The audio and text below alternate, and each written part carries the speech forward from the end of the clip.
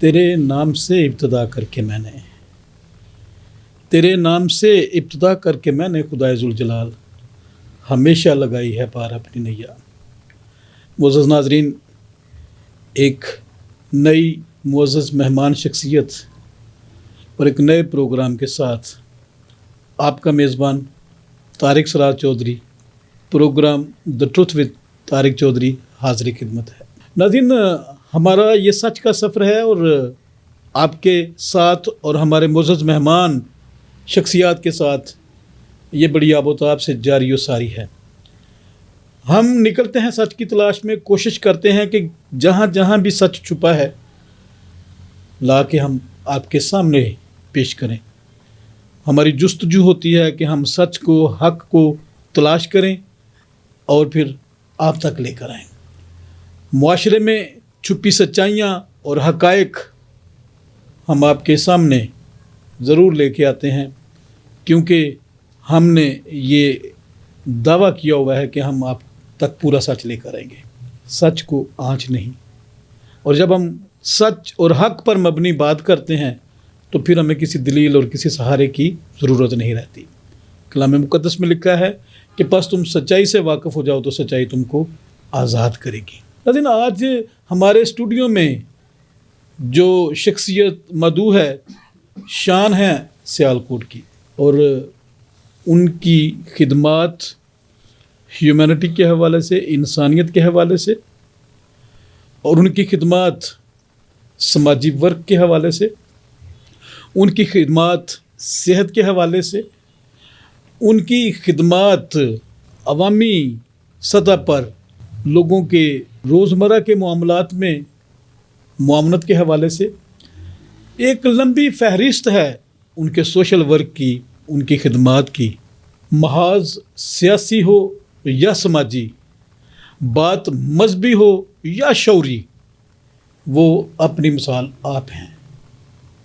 आज मैं आपकी मुलाकात करवाऊंगा सियालकोट शहर इकबाल के शाहीन मोहतरम एल्वन जॉर्ज, डायलिसिस टेक्नोलॉजिस्ट हैं और एक्शन कमेटी मसीही तहरीक बेदारी के पूरे पाकिस्तान के चेयरमैन हैं। उनकी खिदमात के हवाले से बातचीत करेंगे, उनके काम के हवाले से बातचीत करेंगे, और यकीनन आप के लिए एक हम खुशगवार और मशहूर कुन सेगमेंट भी आज इस प्रोग्राम में ऐड करने वाले हैं, क्योंकि जो आज शख्सियत आप देख रहे हैं, जिनसे आप मिलने जा रहे हैं, वो एक सेलिब्रिटी भी हैं। सो उनसे हम मुलाकात का सिलसिला शुरू करते हैं। और नाज़रीन, आप जानते हैं कि जो भी मुअज़्ज़ज़ मेहमान पहली दफ़ा हमारे इस स्टूडियो में तशरीफ़ लेके आते हैं तो हमारी कोशिश होती है कि हम उनसे उनका इंट्रोडक्शन जो है उसके हवाले से बात करें, जिसका नाम है मेरी कहानी मेरी ज़ुबानी। और आज हम जनाब एल्वन जॉर्ज साहब से ये पूछेंगे कि उनकी कहानी, उन्हीं की ज़ुबानी किस तरह जो है वो अपनी रुदात को पेश करते हैं। जनाब एल्वन साहब, हमारा ये सेगमेंट है जिसमें आप अपना तारफ़ करवाएंगे, बचपन का, अपनी प्राइमरी एजुकेशन का, स्कूल की एजुकेशन का, मैट्रिक का, FA BA जो भी आपने तालीम हासिल की, ख़ानदान में आप कैसे जाने पहचाने जाते थे, कोई आपका एक निक नेम हो या फैमिली में कोई आपकी शरारत हो, इतने सारे सवालात आपके सामने हैं। उम्मीद है कि आप खुशी से इनका जवाब देंगे। सर, पहले तो मैं जनाब तारिक सराज साहब साहब आपको यहाँ हमें दावत देने का शुक्रिया अदा करता हूँ। आपने बहुत अच्छी हमारी हॉस्पिटैलिटी की, तो बहुत शुक्रिया। तो पहले आप खराज तहसीन को मुस्तक है, इस चैनल के हवाले से आपने हमें मदद किया, हमें ये इज़्ज़त दी, आपका बहुत शुक्रिया। बचपन वही है कि हम एक पंजाब के गांव के बंदे हैं, कि सीधे साधे से, जैसे सब पंजाब के लोग हैं। एक पढ़ी लिखी फैमिली का चश्मे चिराग हूँ मैं। वालिद साहब मेरे उस गांव में मेरा ख्याल को तीसरे बंदे थे जो पढ़े लिखे थे, मतलब कि ओनली फैमिली के पहले बंदे जिन्होंने उस दौर में बड़ी मेहनत से टाटों पे बैठ के, खेतों में, खेत खलिहान में बैठ के तालीम हासिल की। दौर ये था। لیکن تب پڑھنا ایک بہت بڑی بات تھی. یہ ان کی زبانی جب وہ مجھے پہلے بتاتے تھے کہ اس کھیت کے نیچے, اس درخت کے نیچے, ادھر بیٹھ کے, مطلب کوئی ایک جوہڑ, گلی کے کونے, کھیت کھلیان, ٹیوب ویل ہو گیا, ایسی جگہوں پہ 3-4 دوست ہم لوگ پڑھے. تو وہ کہنے کا مطلب ہے پڑھتے پڑھتے آرمی انہوں نے جوائن کی, ٹھیک ہے نا. آرمی جوائن کرتے, محنت کرتے کرے وہ آنرری کیپٹن بن گئے آرمی میں, ٹھیک ہے نا. اور یہ اس وقت ایک کرسچن کمیونٹی کے پاکستان کے کوئی 3 یا 4 آفیسر ہوں گے, ٹھیک ہے نا. 42 کی ان کی پیدائش ہے. تو پھر وہ کہتے ہیں جناب آرمی میں چلے گیا, آفیسر بن گیا, میں پروموشن لیتا رہا. آرمی جوائن کرنے کے بعد بھی میں آرمی کو خود بھی پڑھتا رہا, آرمی کو پڑھاتا بھی رہا. واہ واہ واہ, کیا بات. پہنچتے آنرری کیپٹن ایک کرسچن کو بنا دینا ایک بہت بڑی کریڈیبلٹی ہے. آرمی کسی کم لوگوں کو ایسے محاذ پہ یا ایسے اعزاز پہ لے کے جاتی ہے. تو یہ اعزاز اس کو جنرل مشرف صاحب نے بخشا تھا. میں ان کا بھی شکریہ ادا کرتا ہوں آرمی نے کہ کسی نے ان کی صلاحیتوں کو مانتے ہوئے, سمجھتے ہوئے ان کے سودے پر چاہے. تو یہ ہم پاک آرمی کے بھی شکر گزار ہیں. ظاہر ہے پھر میں اپنی بات ذرا شارٹ کٹ کروں گا. گاؤں کا جو کلچر ہوتا ہے, بندے نے مطلب سب سے پہلے ہم نے گلی ڈنڈا کھیلنا شروع کیا, سیدھی سی بات ہے. کینچے, اخروٹ, وہ ٹائر بھی چلانا, چھپڑ میں بھینسوں کے ساتھ بھی نہانا, یہ سارے شوق جو گاؤں میں رہتے ہیں وہ اچھی طرح اس چیزوں سے نا انکاری نہیں ہو سکتے. ہم نے یہ سارے کھیل لے. ساتھ تعلیم کا سفر بھی جاری رہا. اور خیر کہنے کا مطلب ہے کہ میرے باپ نے گاؤں میں تعلیم حاصل کی, ٹھیک ہے نا. مجھے یہ ظرف حاصل ہے کہ میں جب میرے والد نے ذرا آرمی جوائن کر چکے تھے, میرا پہلا اسکول جو کوئٹہ کا سینٹ مائیکل سے, کوئٹہ میں نا پہلے اسکول سے جانا شروع کیا میں, ٹھیک ہے نا. جہاں ٹوٹل تعلیم جتنی تھی تب گوروں کا دور تھا. ٹوٹل آپ کی دینی دنیاوی تعلیم سر جارج ہوتے تھے, اور مس سوزی نام مجھے یاد ہے, انگلش اسکاٹ لینڈ کی تھی. میں ان کا شاگرد. دینی اور دنیاوی تعلیم 10-12 سال میں نے گوروں سے ہی پڑھی. میں نے ان کو عملاً پریکٹیکل ہی دیکھا ہے. مذہب میں بھی صاف ستھرے, کھرے, عام سماجی لائف میں, سوشل لائف میں بھی رنگ نسل سے بالا تر ہو کے وہاں تب اہل تشیع برادری, مسلم, ہزارے, کرسچن, پارسی بھی تھے وہاں پہ, ہندو بھی, سکھ بھی, سارے لوگ وہاں پڑھتے تھے. میں نے گوروں میں ایک چیز دیکھی ہے, وہ انسان ہی سمجھتے ہیں سب. کیا بات, یہ خوبصورت چیز میں نے دیکھی ہے. No doubt they are religious teacher, لیکن مذہب کے نام پہ نہ تو انہوں نے کبھی ہم نے منافقت سکھائی, نہ کہا جی ہم سپیریئر دین ادر ریلیجن, نتھنگ. جو چیز انہوں نے مجھے پڑھائی وہ مسلم کو, کرسچنس کو, ہندو کو, پارسی کو, سکھوں کو, یہ میرے ساتھ بیٹھ کے پڑھتے رہے. کیا بات. اگر انہوں نے ہمیں کوئی ڈلیور کیا ہے, اس دور میں یہ تھا کہ اسکول میں گورے آتے تھے, ٹھیک. آج گوروں کے نام سے بڑی دنیا ہنس رہی ہے. آج میں ان کا قد کاٹ بھی گوروں کا بتا دیتا ہوں. ہمارے اسکول میں اس دن نا, ہمیں چھوٹے تھے تو کرسمس کے دنوں میں ایک گاڑی آتی ہوتی تھی, ٹھیک, اسکول میں. صحیح. سینٹ مائیکل کوئٹہ کی بات کر رہا ہوں, دیکھنے والے اس بات سے ایگری ہوں گے. اس میں جیسے بھی باکس اترتے تھے نا, وہ مستحق بچے جتنے بھی تھے نا, کرسمس آ گئے تو کرسچنس کو کھانا پینا, ڈبے, باکس, کتابیں, بکس, جو بھی نیسیسری وہ گورے سمجھتے تھے, کبھی بکس میں سیل کھلتے وہیں سے آ کے خاندان کو کہتے تھے لے جاتے. مسلمس کی چھوٹی عید آئی ہے, بڑی عید آئی ہے, انہوں نے ان بچوں کو بھی اسکول میں مس نے بتا دینا جی یہ بچے ڈیزرونگ ہے, تو میڈم کو ہماری جو ہوتی تھی گوری اس کو دے دیتی تھی.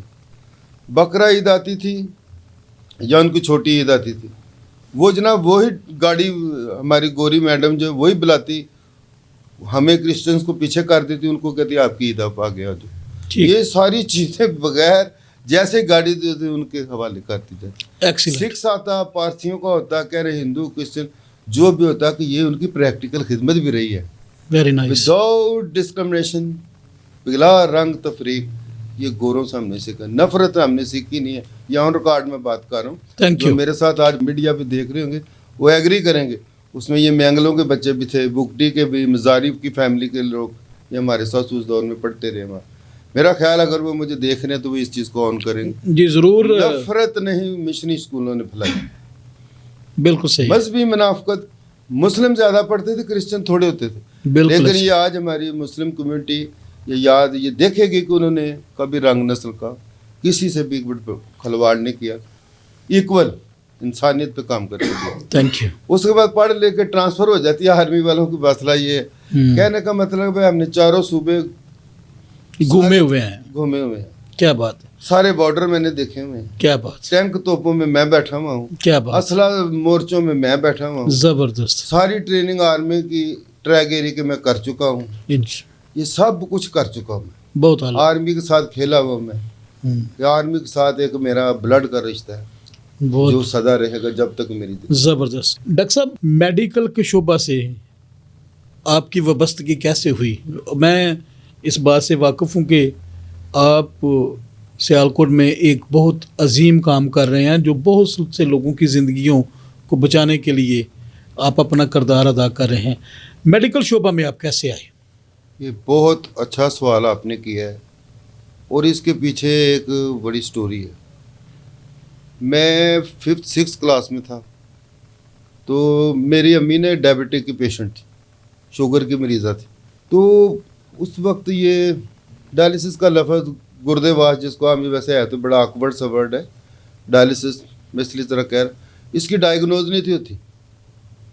شوگر کی وجہ سے کیا ہوتا ہے سر پتہ جی شوگر مریض نو ہو گئی ہے, بلڈ پریشر ہو گیا ہے, ایسے لوگوں کے آرگومنٹ نا باتیں لوگ کرتے تھے. اب اس کی پتہ تھا اگر بڑھ جائے شوگر اور بلڈ کیا ہوتا ہے یہ کم لوگوں کو پتہ ہوتا تھا. لفظ تھا نا ایک بلڈ پریشر ہو گیا شوگر, لیکن اس کی بیس لائن کیا تھی کہ کسی کو کیا ہوتا ہے اس سے وہ لوگ نہیں جانتے تھے.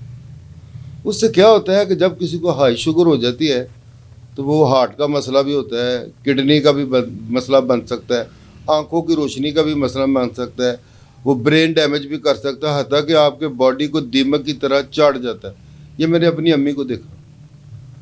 تو والد صاحب چلو آرمی کے بندے تھے, آرمی میں بھی لے کر گئے سارا کچھ جو ہے. تب یہ میرا خیال بات 83 کی ہے. تب یہ ٹیکنالوجی پنجاب میں میرا خیال ہے اویئرنیس نہیں تھی لوگوں کو. لٹل بٹ ہوگی بھی تو اسلام آباد میں کہ ہائپر جنرلی جو نا یہ عام لوگ MBBS اس ٹائم میں یہ ڈگری تھی نہیں.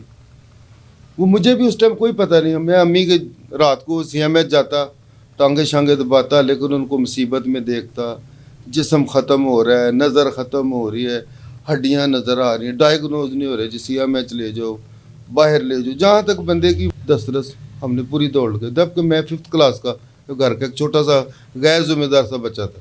سر انجی تو پتہ ہی کہ میری امی بیمار ہے. پر خیر سب جو بڑا بہن تھے, بڑے بھائی بہن, والد صاحب بڑی دوڑ لگائی. وہ جب میں نے دیکھا کہ نہیں سروائیو ہوا کچھ دیر, یہ وہ 2 مہینہ زندہ رہے, فوت ہو گئی. تو بعد میں ایک ڈاکٹر رپورٹے نا میرے ابو جو ہے بڑے ذمہ دار آدمی تھے. وہ ہمارے چھوٹے ہوئے بچوں کی آج بھی تصویریں, چھوٹی کلاس کے ہم پڑھے ہیں, کون سی پوزیشن پہ ہیں, وہ بھی ریکارڈ بڑا کلیکٹ کرتے تھے سارا. وہ کوئی فائل میری امی کی تیار کر کے انہوں نے رکھ دی. پڑھتے پڑھتے میٹرک کالج تک چلے گیا میں, تو ایک دن فائل میرے ہاتھ میں لگ گئی. میں نے کہا یار آپ کافی دور ترقی کر کے دیکھے تو امی کو ہے کہ شوگر کا لفظ تو میں تب بھی سنا تھا. میں نے ایک سول ہاسپٹل میں ایک میرا دوست ڈاکٹر تھا, وہ میرے ساتھ کرکٹ کھیلتا تھا, وہ ڈاکٹر بن گیا. تو اس نے مجھے ایک دن کہا یار آپ کسی دن نا رات کی میری ڈیوٹی ہے میرے پاس آنا, وہ بیٹھیں گے گپ شپ لگائے. میں رات کو چلے گیا اس کے پاس 9 10 12 بجے. میں نے کہا چلو, اس کو میں نے نا ایسی فائل لے گیا. میں نے کہا یار تو ڈاکٹر بن گیا, یہ بتا مسئلہ کیا ہوا ہے. میری امی کو یہ کہتا یار فوت ہو گئی, بس ہر بندے نے ایک دن پیدا نہ, جنرلی جو بات لوگ کرتے. میں نے کہا ٹھیک ہے, وہ جس نے دیا اس نے لیا, اسی کا نام مبارک, مجھے کوئی مسئلہ نہیں. لیکن اس سے ہوتا کیا ہے blood pressure sugar. I am this that time I am as a non medical representative, I am not join to medical. اس نے کہا اس سے یار میں نے پڑھا ہے کہ اس سے جناب گردے خراب ہو جاتے ہیں, پیٹ میں پانی پڑ جاتا ہے, آنکھیں خراب ہو جاتی ہیں, دل, حتیٰ کہ درخت کو دیمک میں. یار یہ سیم تو میری امی کو ہوا ہے. تو میں نے کہا اس کا کیا حل ہے ابھی.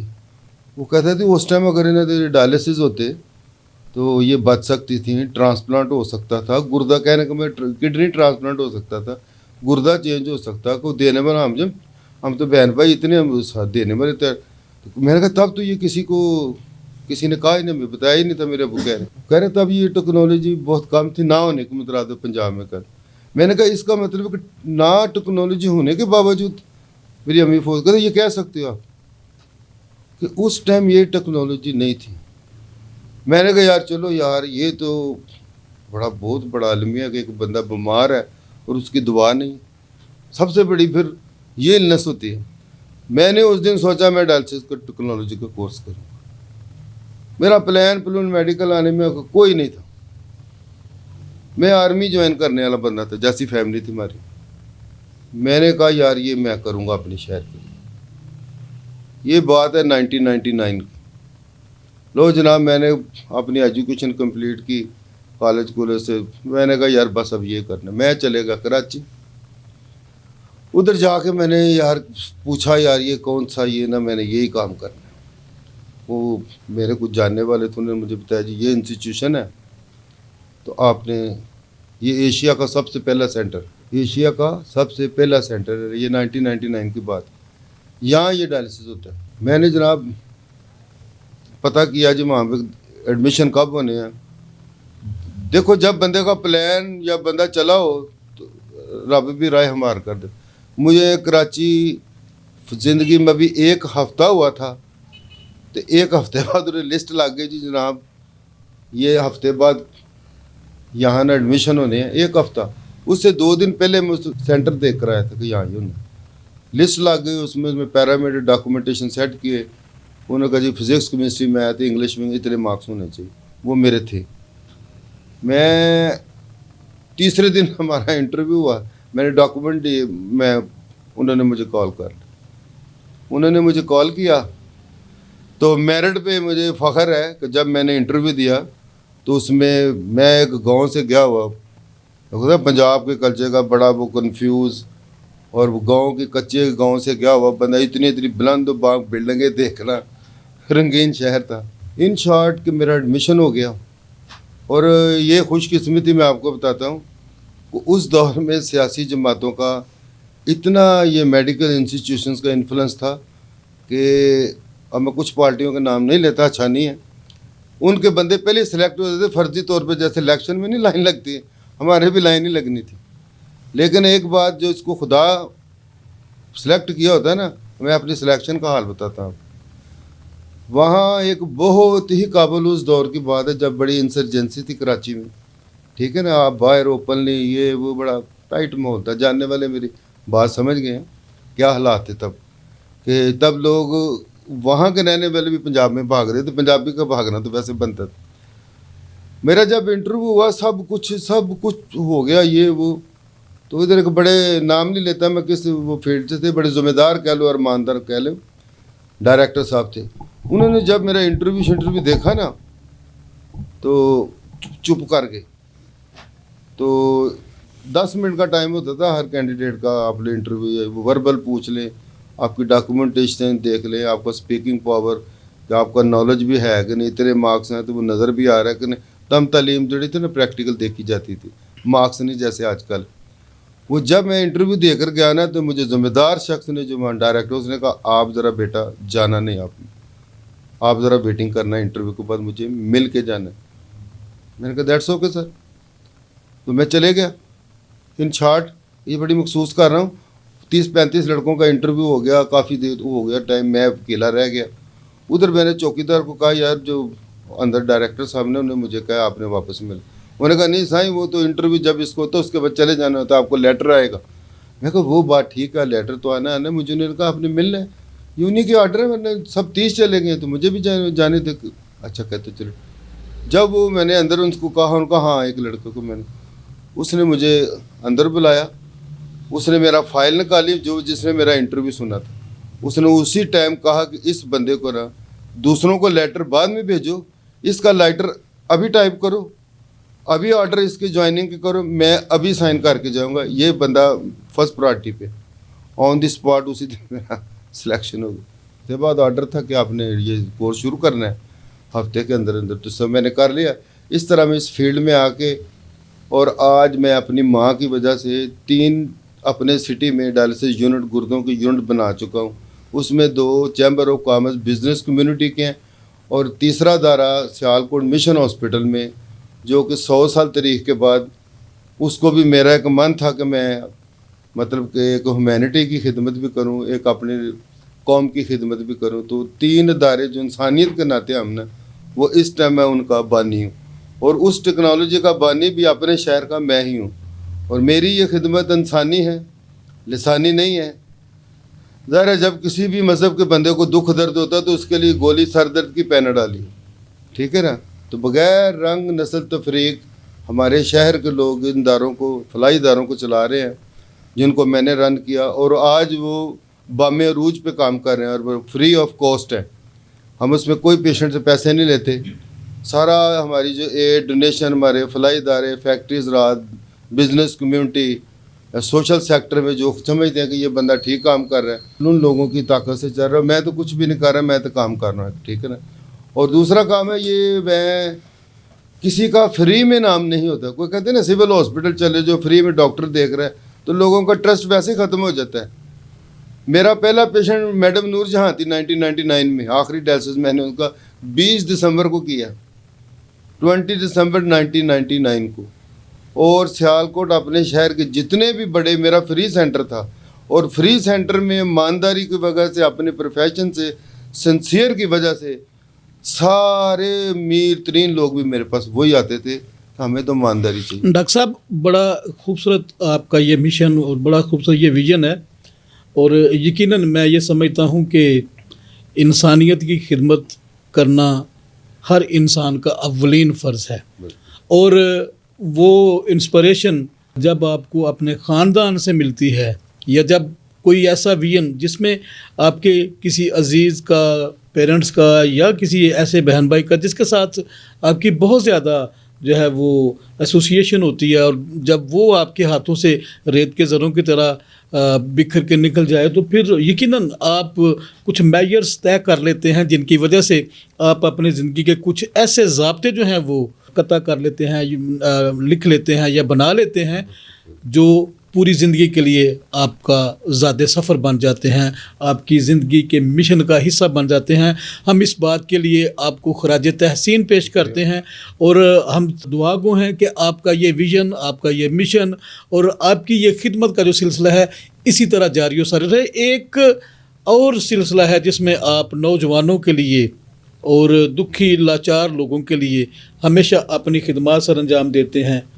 मसीही तहरीक बेदारी की एक्शन कमेटी के भी आप चेयरपर्सन हैं, उसके हवाले से आप थोड़ा सा मुख्तसर सा आपने बयान करना है। ये बड़ा सवाल, अच्छा नुक्ता उठाया है। हमारे मेडिकल एक मेरी स्पेसिफिक फील्ड से हटके एक ग्राउंड रियलिटी पे, एक सोशल लाइफ पे, एक बंदे की एक सोशल लाइफ होती है। तो जाहिर है सोशल लाइफ में भी बंदा ये है कि चले हम मरीज़ों की तो ट्रीटमेंट करते ही करते हैं, लेकिन उससे हट के कुछ लोग जो होते हैं वो भी बीमार होते हैं।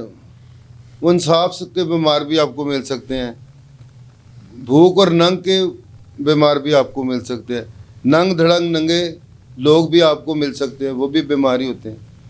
तो फिर डॉक्टर आदिल गौरी साहब हैं, एक बड़े नामवर शख्सियत सियालकोट की, ठीक है ना। तो उन्होंने ये बेड़ा उठा रखा था, वो तो काम इस पे पहले कर रहे थे, तो वो काम ऑलरेडी इनसे करते थे। डॉक्टर साहब, मैं भी इनके दफ्तर में जाता, ये भी आते जाते रहते थे, हम मिलते रहते थे। तो इनकी ग्रां कदर खिदमत थी, ये इंसाफ के लिए, गरीबों के लिए काम कर रहे हैं, किसी को घर दे रहे हैं, किस्तों पे दे रहे हैं, किसी को इंसाफ के लिए थाना कचहरी या जो भी जुल्म ज़्यादती होती है, तो मैं डॉक्टर आदिल गौरी साहब को फ्रंट लाइन देखता और अपनी पॉकेट से ये सब कुछ कर रहे हैं। मैं आपको ये भी बताऊँ, मैंने कहा यार देखिए, इंसान इस बंदे के पास दुनिया के रंग, गाड़ी, कार, बिजनेस, कोठे छोटी सब कुछ है, तो ये गरीबों के लिए कच्ची बस्तियों में भी जा रहा है, गरीब के घर भी जा रहा है, उसके दर पे जाकर उसकी आवाज़ भी सुन रहा है, इंसाफ भी दिला रहा है, पैसा भी लगा रहा है, अपना पेट्रोल भी ज़ाया कर रहा है, और आखिर में दुआई होती है जनाब अल्लाह तेन होर देवे। मैंने कहा जाता रहा, मैंने कहा शायद देखा तो इनकी बड़ी अच्छी खिदमत। इन्होंने कहा फिर हम बैठे उधर, हमने बात की कि यार ایسے تو جتنے بھی آئیکن اس درد دل اور خدا کا خوف رکھنے والے بندے ہیں، ہمیں کافی مل جائیں تو یہ کام ذرا اور بہتری سے کر سکتے ہیں. پھر ہم ڈاکٹر صاحب نے کال کیا کافی لوگوں کو، ایک ہماری یونین بن گئی. یونین بنتے بنتے اس میں سماجی، سیاسی، ڈاکٹرز، لائرز، بزنس کمیونٹی، جتنے اچھے لوگ تھے وہ قافلہ ہم چلتے گئے، قافلہ بنتا گیا. ہم پھر اچھی تنظیم، ویل آرگنائز کام کیا. اور آج اس تنظیم کا جو کام ہے، آپ کو پتہ ہے ڈاکٹر عادل صاحب نے سب سے جو بڑی پرائرٹی ہے شیلٹر دیا لوگوں کو، ہاسپٹل دیا. اور کہیں ناانصافی ہو رہی ہے کمیونٹی سے تو یہ ان کے ساتھ سٹینڈ کرتے ہیں. اور کوئی بھی ایسا مسئلہ، یہ چائلڈ ابڈکٹ ہو گیا، ریلیجیس ڈسکرمنیشن ہو گیا جو چل رہا ہے، یہ پورا ساتھ دیتے ہیں ان کا. ناظرین، بڑی خوبصورت بات، ایلون جارج صاحب ڈائلسس ٹیکنالوجسٹ ہیں اور ان کی خدمت آپ سب واقف ہیں مسیحی تحریک بیداری سے، جس کے روح رواں جناب ڈاکٹر عادل گوری صاحب ہیں. اور یہ اس کارواں کے سرخیل جو ہراول دستہ ہے، ایلون جارج صاحب اس کا ایک خاص حصہ ہیں. اور جو لوگ اپنی مشکلات میں، اپنے انصاف کے حصول میں جو ہے وہ گھرے ہوتے ہیں، وہ ان کی ساری درخواستیں جو ہیں وہ محترم جناب ایلون جارج صاحب جو ہیں وہ ڈیل کرتے ہیں، وہ فارورڈ کرتے ہیں پھر جو ان کی آپریشنل کمیٹی ہے. اور پھر اس طرح سے جو سارا کام ہے وہ سر انجام پاتا ہے. انصاف کے حصول کے لیے ظلم کے خلاف ایک آہنی دیوار ہے مسیحی تحریک بیداری.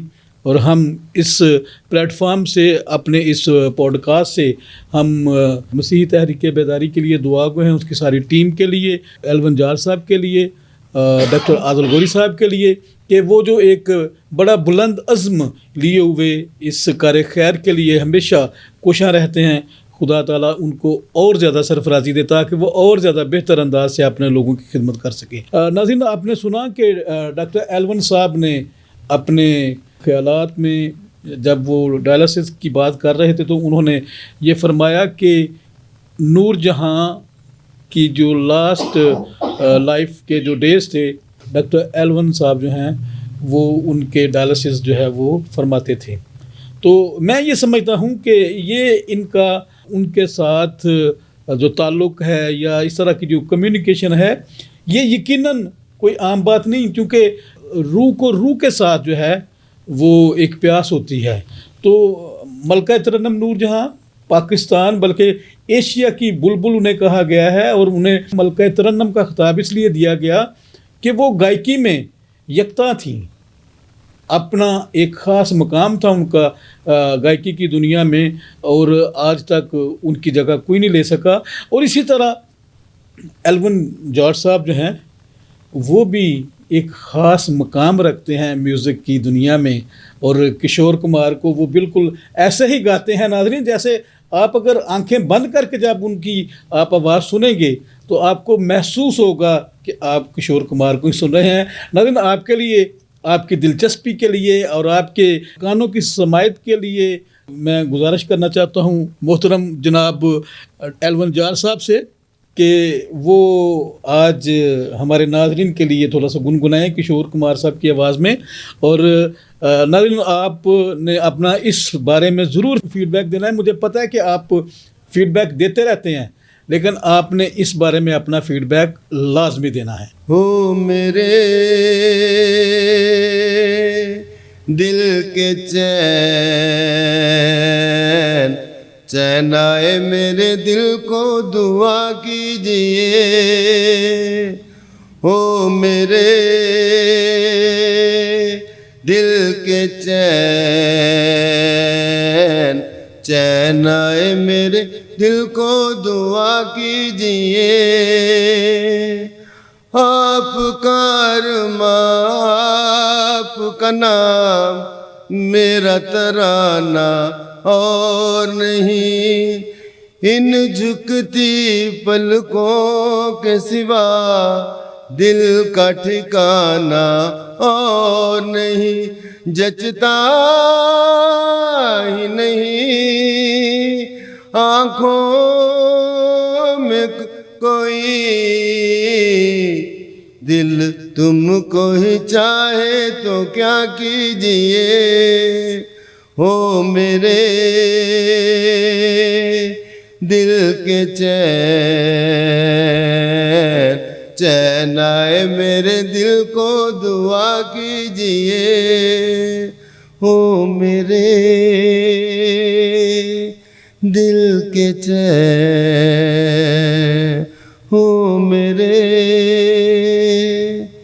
یوں تو اکیلا بھی اکثر گر کے سنبھل سکتا ہوں میں تم جو پکڑ لو ہاتھ میرا دنیا بدل سکتا ہوں میں مانگا ہے تمہیں دنیا کے لیے دل تم کو ہی چاہے تو کیا کیجیے او میرے دل کے چین آئے میرے دل کو دعا کیجیے. جی ناظرین، آپ نے مدھ بھری آواز سنی کشور کمار کی. ہمارے نہایت ہی محترم جناب ایلون جارج صاحب ٹیکنالوجسٹ ہیں ڈائلسس ڈپارٹمنٹ کے اور چیئر پرسن ایکشن کمیٹی مسیحی تحریک بیداری کے. اور آپ نے دیکھا کہ کس طرح سے انہوں نے غمازی کی ہے کشور کمار کی. اور اگر آپ آنکھیں بند کر کے اگر آپ ان کی آواز کو ملاحظہ کریں تو یقیناً آپ کو یہی محسوس ہوگا کہ آج خود کشور دا جو ہیں وہ یہاں پر محو سنگیت ہیں. جی ڈاکٹر صاحب، آپ نے ایک بڑا زبردست سانگ جو ہے وہ سنایا. ایک ہمارے پورے سٹاف کی اور پورے چینل کی بھرپور فرمائش پہ ہم چاہتے ہیں کہ آپ ایک اور کشور دا کا سانگ جو ہے وہ پیش کریں تاکہ ہمارے جو ناظرین ہیں آپ یقیناً ایڈکٹڈ کر دیں گے ہمارے ناظرین کو اپنی آواز سے، کیونکہ کشور دا کی آواز جب گونجتی ہے تو زمانے رک جاتے ہیں، ہوائیں تھم جاتی ہیں اور آپ میں وہ پورا پوٹینشیل ہے. آپ ان کا سما جو وہ باندھ دیتے ہیں. میری گزارش ہے کہ آپ ایک اور سانگ جو ہے وہ ہمارے ناظرین کے لیے گنگنائیں کشور دا کا. بہت شکریہ. بات یہ ہے کہ چلے تعلیم ایجوکیشن ایک بندے کی سوشل لائف ہوتی ہے. کشور دا کے گانے میں 5ویں کلاس کا سننے والا ہوں اور گانے والا ہوں. یہ میرے تعلیمی سے مطلب 5 کلاس کا میں اسٹوڈنٹ تھا جب سے میں کشور کو بہت لائک کرتا ہوں، سنتا ہوں. میرے نینا ساون بھادو پھر بھی میرا من پیاسا، پھر بھی میرا من پیاسا ہے دل دیوانے کھیل ہے کیا جانے درد بھرا یہ گیت کہاں سے ان ہونٹوں پہ آئے دور کہیں لے جائے. بھول گیا کیا بھول کے بھی ہے مجھ کو یاد ذرا سا، پھر بھی میرا من پیاسا. جی تھینک یو ڈاکٹر صاحب، تھینک یو سو مچ. ناظرین، ہمارے پروگرام کا آج کا دورانیہ جو ہے وہ اختتام کو پہنچتا ہے. اگلے پروگرام میں پھر ہم کسی مہمان سے ملاقات کریں گے. ڈاکٹر صاحب آپ کی آمد کا بہت زیادہ شکریہ. ملاقات ہوگی دوبارہ. ناظرین اسٹے ٹیون ود اس. ملیں گے آئندہ کسی نئی معزز مہمان شخصیت کے ساتھ. مجھے اپنے میزبان طارق سراج چودھری اور میرے کیمرہ مین طارق پیرو کو اجازت دیجیے. پاکستان زندہ باد.